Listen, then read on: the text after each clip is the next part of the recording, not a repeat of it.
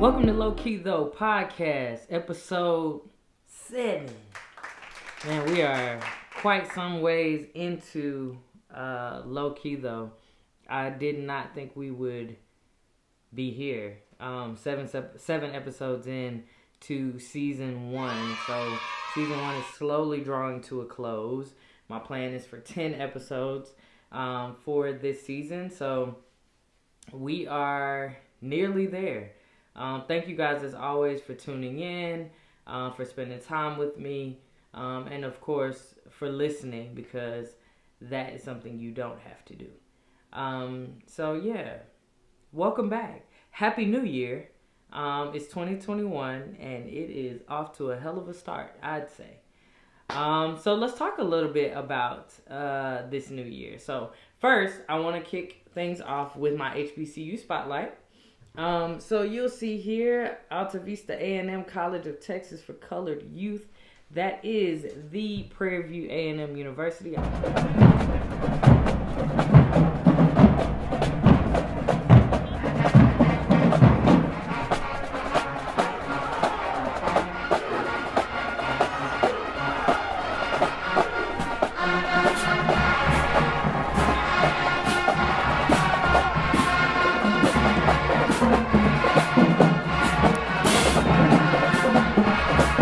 Spotlighted them once already. I already know y'all gonna say you did it already. It's 1,000 HBCUs. Actually, it's 108. And you can spotlight somebody else, sure. But I really like this hoodie, and shout out to Roland McDougal for making it for me. So I am sharing this hoodie with you guys. So pvamu.edu, HBCU spotlight. Actually, if you're not my friend on Facebook or Instagram or Twitter, please follow me at LowKiTho on Twitter, at Kiki_so_geeky on Instagram, or at LowKiThoPodcast on Instagram, and at LowKiTho on Facebook. And you'll see I'm actually spotlighting a different HBCU every single day of the month of February. So that's my giving back for Black History Month. Just putting some information out there so people understand a little bit more about HBCUs. For those who do, those who don't, we'll get a little bit more insight as well. And so every day I'm spotlighting a different HBCU with a different shirt. I actually bought all of the shirts from the HBCU so that they can benefit from the funds. With the exception of this shirt, I do have a Prairie View shirt that I bought from Prairie View online. But I wore this one today because I really like it and I thought it would be a great way to start the month.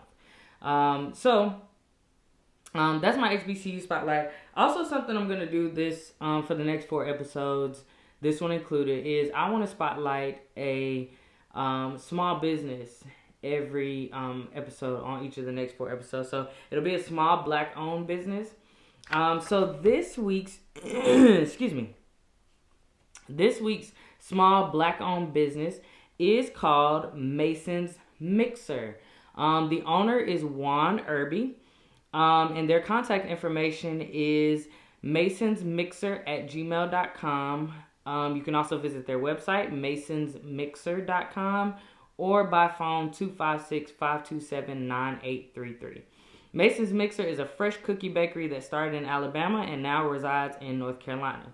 We started our business in February 2020, right before COVID hit. We have baked over 3,500 cookies, shipped to over 15 states, and now we are working to partner with local suppliers in North Carolina and Alabama. So shout out to Mason's Mixer, and you guys will see their logo pop up here, and you'll also see their contact information. So again, Mason's Mixer is our small business spotlight for this episode. So shout out to Mason's Mixer. Holla at them for your cookies. I actually had their red velvet cookie. It's like a red velvet. It's red velvet with cream cheese on the inside. Oh my God, it was so good. So I'm just saying, you know, I have a walking testimony for Mason's Mixer myself. So shout out to them. All right. So moving right into our favorite part of every LowKiTho episode, our boy, none other than Dumb Donald. Dumb Donald. So, Dumb Donald is no longer our president. This episode is actually being recorded on February 1st, 2021. So, Dumb Donald is no longer our president. He lost the election on November 3rd, which we didn't get the results till much later on because, of wanting to be extremely accurate in the counting. But yeah, he lost by pretty much a landslide in his words because he lost by the exact same amount that Hillary Clinton lost by in 2016. So, and in his words, that was a landslide. So yeah, Dumb Donald has lost the election. We no longer have to worry about all of the attention and all the things being on him. It is a bit, I guess, surreal because I honestly thought that this very racist country that we live in would not dare allow him to lose. But that's not the case. He lost, and he lost fair and square. So I want to talk a little bit more about what happened after he lost. So after he lost, he put up quite a fight about about the voter fraud, and about this election being rigged against him, and so on and so forth. And on January 6th, which is actually the day that Congress certifies the electoral vote, Dumb Donald inspired an insurrection where his supporters, some of which did not even vote for him, stormed the Capitol with the intention of killing, taking hostage, and even hanging members of Congress, as well as Vice President Mike Pence. So it's kind of like you have a sore toe, so you cut your entire foot off. Like, they went and attacked even someone who has ultimately been on their side for, and I'm doing air quotes for those who are listening and not watching, but ultimately someone who's been on their side, who's Mike Pence. They were ready to hang him. They were even chanting, "Hang Mike Pence," at a point. So, and at the time, he was the Vice President of the United States, because that, transition of power did not happen until January 20th. So, yeah, it was something else. At the end of the day, in my opinion, so at this point, Dumb Donald has been impeached. He also has been, his impeachment has been sent over to the Senate. They're going to start his trial. All of his lawyers, many of his lawyers, a large portion of his team that should be representing and defending him in his Senate trial have actually resigned. So he is now in the kind of third hour, scrounging to put together a defense team for his Senate impeachment trial, which he will likely not be removed because he is a god for many people, it seems, and no matter what their morals and their moral compass tells them, if it even exists, they have chosen the path of no return that is supporting Donald Trump. So we'll see how it plays out. We'll talk about it a little bit over the next couple of episodes. I missed y'all, but I am glad to be back. And there's nothing more that I enjoy talking about than Dumb Donald. Which actually, there are many things that I enjoy talking about more than Dumb Donald, but he's also a good topic. All right, so Ask Kiki. So Ask Kiki, of course, is just where you guys throw some questions my way. I haven't answered any questions in a while, so I have some leftovers, if you will. And so my first question is, who's your biggest inspiration? And I feel like this is a little bit of a loaded question because it depends on what I'm feeling inspired to do. So if it's, my biggest inspiration when it comes to my podcast is actually Charlamagne the God. I love the way he talks to people in terms of on his show on The Breakfast Club, where he's a part of a 3-part hosting crew of the Black Breakfast Club. But he is my biggest inspiration for my podcast. I would say my biggest inspiration in my life, which is, I don't know, that's a very tough question to answer. So I'm just gonna stick to the podcast, and we'll say that is Charlemagne the God. What's your guilty pleasure? So it's a pleasure, but I don't feel guilty in any way about it. But I'm a really big into sneakers and like shoes in general, honestly. So my guilty pleasure, if you want to call it that, is probably buying too many shoes. But yeah, that's that. And I also like to watch. I watch TV probably more than I should, but I'm reading more is my goal for 2021. So, yeah. So hopefully I can kind of scoop the TV to the side a little bit. But yeah, definitely shoe shopping is my guilty pleasure. All right. Today's drink of choice, my favorite all the time, tequila. This is Casamigo. No, this is Herradura. So bottoms up.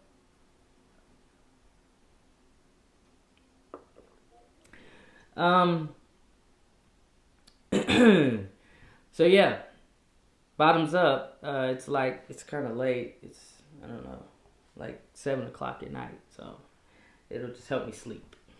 So main topic for today is around the new year, right? Coming into this new year. And I guess you could kind of title it if you had to, don't let the new year get the best of you. And so I got a couple of like little points I want to hit on, and then, yeah, I'm gonna wrap this thing on up.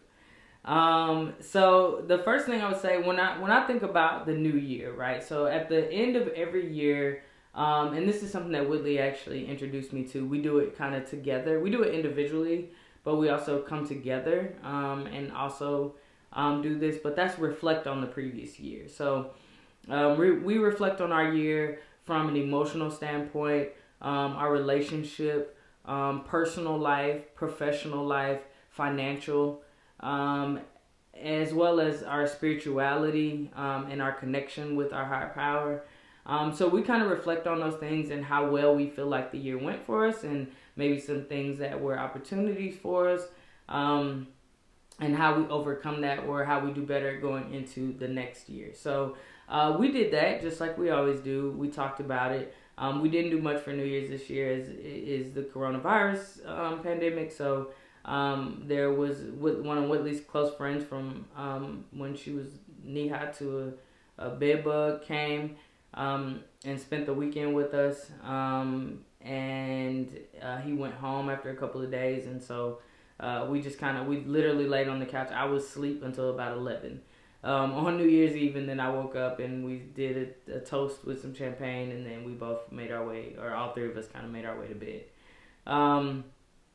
So yeah, it was a very dull New Year's to say the least, but it was good. It was spent with people that I care about. I FaceTimed my parents right at 12. And we did a toast. They were drinking water, and they were with my sister. But we did a toast and kind of, said Happy New Year to each other as well. But I said all that to say, going into the new year is always tricky for me. It always feels like a lot of pressure. I'm not big on New Year's resolutions, but I do feel like you should evolve year after year.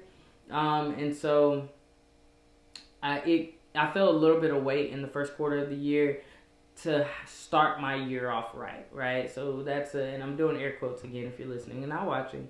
But starting my year off right is always important to me. And that means a number of things, right? I always want to start my year off around people I love. I always want to start my year off around or having a good time, enjoying myself, smiling, not crying. I always want to start my year off in a positive place. So if I'm beefing with somebody, that's close to me. I don't care if I'm beefing with somebody I don't, care about going into the new year with. But, if Willie and I are, have had an argument, or me and a close friend or something, I try to fix all of that before the year starts. Because I don't want to take that into the next year. I feel like it drags on and it ruins your mojo for the next year. So yeah, the thing about that is 2020 taught me that none of that even matters. And I say that, and I won't say none of it matters because it is important to still, have those traditions, have those rituals that you feel like are important to you, whether they make a vast impact or not. You don't know, right? But all I know is I do it because I feel like it's important to me. It's something that I have grown accustomed to doing on an annual basis, and so I do it. I did the same thing in 2020. Whitley and I, or 2019 going into 2020, we actually stayed in on New Year's Eve. We did like a little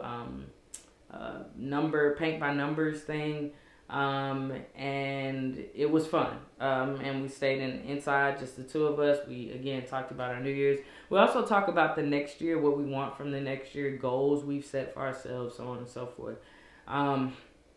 So we kind of lay all those things out on the table going into the new year, and this year was no different.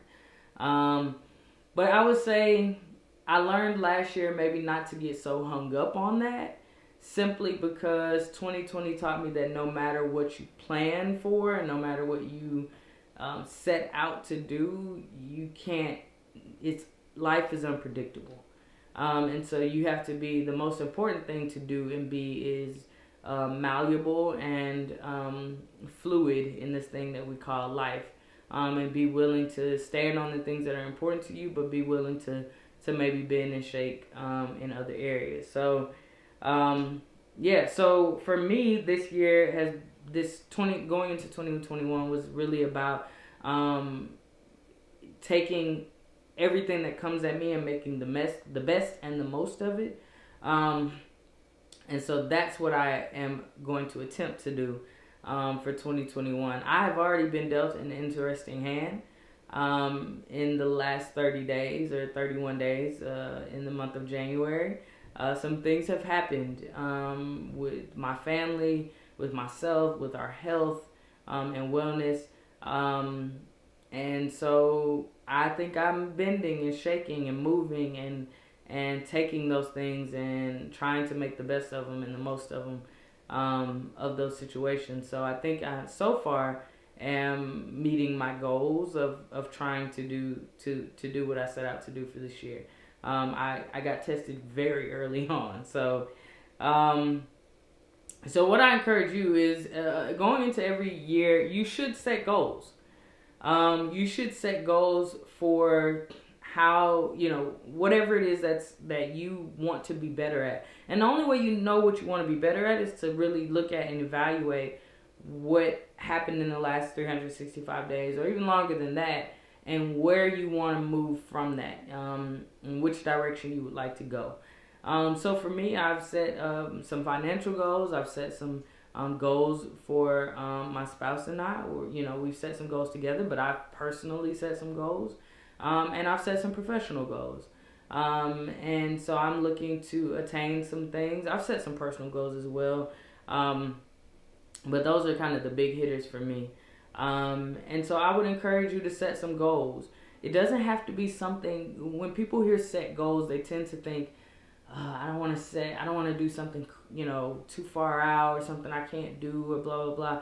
Set small incremental goals. Set things that you can do. The biggest way that you see continued success is to set small incremental goals that you can reach reasonably, right? I'm not going to say easily, but reasonably, because the thing that helps you keep setting goals and keep achieving goals is by winning. When you set goals that are like huge and they feel like they're a wee bit out and far out, it's harder to work towards them, right? It's harder to get towards that goal. But set some small goals that are going to lead you to your big goal. So that's how I operate. This is just, how I operate. I'm not telling you that's what you should do or have to do, but it works for me. So you set small goals that are going to lead you to your big goal. And so you get those small wins and you start to feel the momentum. You start to feel like, okay, I can do this. I can actually hit that big target because I keep hitting these small targets. Or medium-sized targets. And so that's what I do. One of the goals I set, or Whitley and I actually set together for this year, is to read 12 books. We plan to read, and that may not seem like a lot if you're a big reader. Woodley and I are not huge readers of, I'll say we don't sit down and flip pages. That's not how we read. For me, I tend to read small bits of things, right? So I read a lot of articles. I read a lot of journals and things like that. Woodley reads a lot of magazines, actually. So we do read. We get our intake. We keep the wheels turning, but we don't sit down and we're not like page flippers. And so we are working towards that goal this year of reading 12 books. We are one book down, and so we have bought a new book for February. And so we're rotating. Whitley picked the book for January, picked and bought the book for January. I picked and bought the book for February. She'll pick and buy the book for March, so on and so forth. And then at the end of the year, we plan on donating 12 of those books, because we'll have 2 of the same books for each month. And we plan on donating 1 full set to someone or some organization that may be able to benefit from having some reading material on hand. So we do plan to read Black authors all year. And that just personally, is just something that's personal for us. There's a lot of African American authors out there that have some good books, good materials. I know some authors personally. And so we are, really looking forward to tackling this goal. And we started out very strong, so we think we'll be able to keep that momentum up. But set some goals, small goals that lead to the big goal, and actively try to accomplish them. Keep them on the front of your mind. Write them down. Make a vision board. Put a sticky note on your computer. Write on your mirror in your bathroom. Whatever it is that you need to do to be able to see those goals and see yourself actually hitting them. Because sometimes you hit a goal and you forget that you actually accomplished that. So maybe write your goals down somewhere and put a check mark or a star or something beside it once you accomplish it. So every time you go back and revisit your goals, you'll see that you are actually completing things. You are actually tackling your goals. So set goals. That's number 1. Number 2, don't blame life on the year. We did that a lot in 2020. Everything that happened, it was like, well, that's 2020 for you. Well, yeah, some of it might just be the things that the larger picture, like the pandemic and things that happened in 2020, and some of the domino effect and residual fallout of that. But some of it was us just making decisions that led us to certain situations. Everything isn't to be blamed on the year. I did that even at the beginning of this year when I got kind of gut punched with some things. I was like, man, 2020 is just like 2021 is like 2020 part 2. And I had to reevaluate that, right? One of my friends, Alicia, said to me that, basically we can't blame everything on the year, and that this year still has the propensity to be great. It still has the propensity to be everything we dreamed for and more, even though it may have started off rocky, right? It's not the first year I've ever had that started off rocky, and it likely won't be the last. But you take it for what it is worth, right? So you take that particular situation exactly for what it's worth, and you don't blame it on the totality of the year. Because you don't want to take any negative energy that may come from this specific situation into the next month, the next quarter, the next, half year or whatever, with you. So I encourage you, don't blame choices and behaviors that maybe you should adjust on the year. Take ownership of those things, and then the year's gonna do what the year's gonna do, but what are you gonna do with the year? Lastly, own your shit, good and bad. Own it. So, and that kind of goes from what I just previously said, kind of ties right into it, is whatever it is that you want to do or don't want to do this year, own it, right? Take your wins, own those, but also take your losses and own those, and reevaluate, what can I do, right? Because I think far too often we put too much stake in what happens to us and around us, and not enough stake in what we do to cause what happened to and around us, or what happened, what's happening in our lives and things like that. We tend to like let life happen around us, and you want to be active in the things that are happening in your life. So take ownership of it. When you set those goals, know that there are some obstacles that you might encounter, some of which are going to come from your ill-timed decisions or poor decision making, or whatever that looks like. And some of it is just going to come as it is just a hurdle or a speed bump on this road to your goal. And so, it would be weird. I guess I've driven in the South so long. I can't speak for the North because I haven't driven in the North, I don't think, ever. But I've driven in the South so long that I actually get weirded out when there's nothing wrong with the road. Because there's so many bad roads in the South. There's just not enough road work that gets completed, in my opinion. There's a lot of road work being done, but it feels like nothing gets completed. And so I look at, when I'm on a smooth road, I'm like, man, where am I at? Where am I going? Because I'm so used to having those bumps in the road. And so think about your goal, your road to your goal that way. There's going to be some bumps in the road, and bumps aren't always, it doesn't necessarily have to be a terrible thing.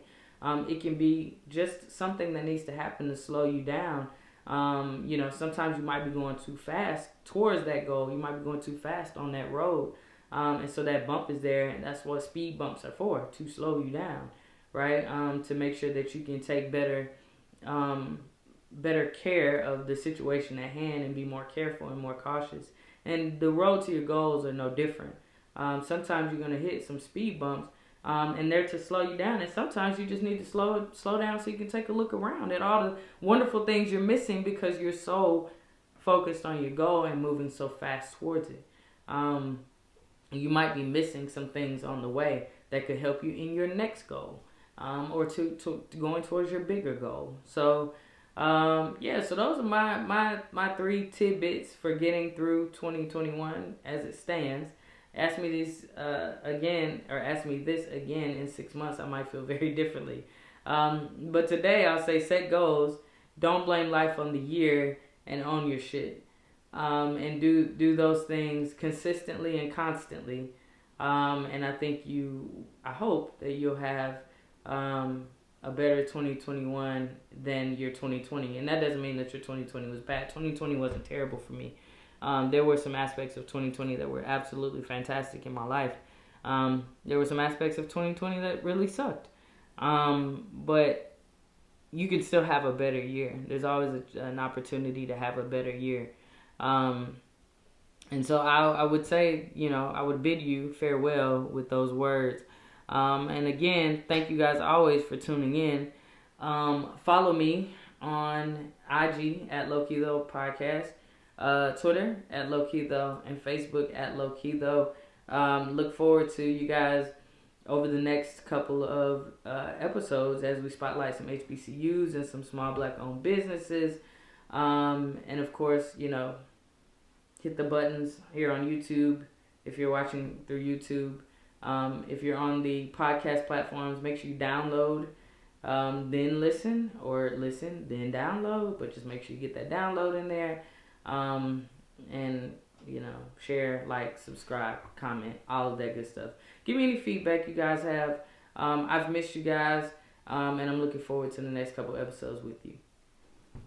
And I said all that to say, take care of yourself, take care of your family. Love on your family, but most importantly, love on yourself. Peace.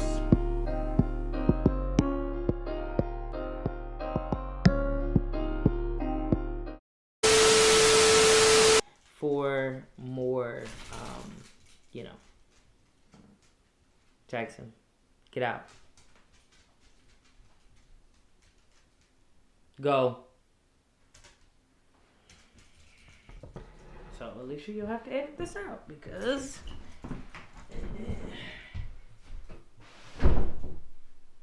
don't come back.